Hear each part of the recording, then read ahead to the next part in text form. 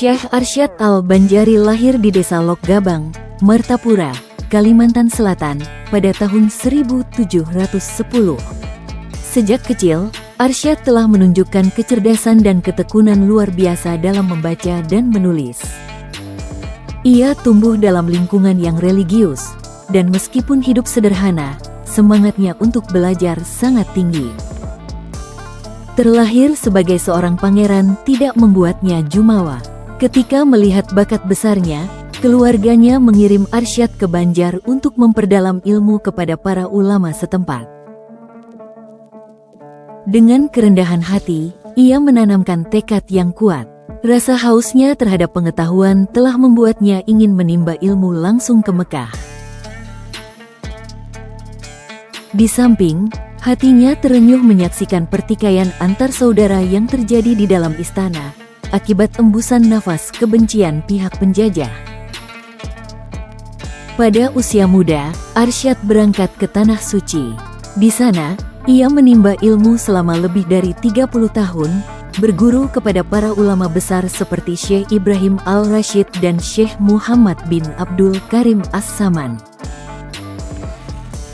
Keilmuannya yang luas dan akhlaknya yang luhur membuatnya dihormati di kalangan ulama Mekah. Setelah menamatkan pelajarannya, ia kembali ke tanah Banjar sebagai seorang alim besar yang membawa cahaya keilmuan.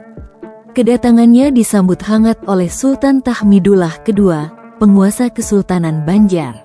Dengan semangat persaudaraan yang dalam, sang sultan memeluk erat Syekh Arsyad yang baru tiba. Sang sultan kagum akan keilmuan dan ketakwaan Syekh Arsyad sehingga memberinya sebidang tanah luas di Martapura sebagai tempat tinggal dan dakwahnya. Di lahan pemberian Sultan Tahmidullah II itu, Syekh Muhammad Arsyad membangun pesantrennya. Ia mengajar berbagai macam cabang ilmu seperti tafsir, hadis, fikih, tasawuf, dan ilmu falak. Dari Syekh Muhammad Saman, ia meneruskan wirid dan ratib Tarikah As-Samaniyah.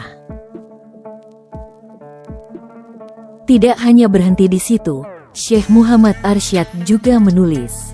Karya monumentalnya yang berjudul Sabilal Muhtadin menjadi rujukan penting dalam fikih mazhab Syafi'i dan masih digunakan hingga kini di pesantren-pesantren.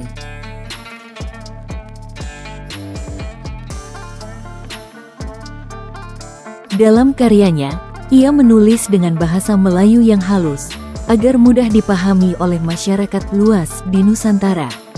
Ilmunya telah membumi dan tersebar di Nusantara. Ia wafat pada 1812 Masehi dalam usia lanjut. Datu Kalampayan itu telah meninggalkan warisan besar berupa ilmu, murid-murid yang berilmu, dan karya tulis yang abadi. Namanya tetap harum sebagai pelita ilmu dari Banjar, ulama besar yang memadukan kedalaman ilmu, keteladanan akhlak, dan dedikasi tanpa batas untuk mencerdaskan umat.